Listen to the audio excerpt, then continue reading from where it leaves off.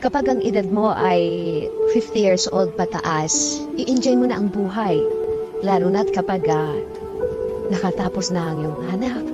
Tapos na yung paghihirap mo na yung malakas ka pa upang sila makaipon, upang itaguyod yung mga responsibilidad na meron ka.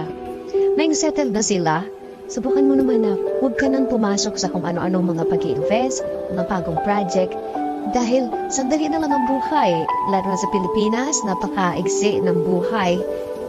Pilitin mo na yung mga natitirang mga taon ay ikaw naman ang asikasuhin mo, yung sarili mo naman.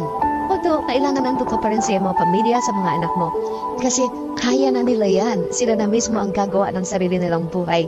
Hindi mo na sila kailangan problemahin pa dahil nagawa mo na ang lahat para sa kanila.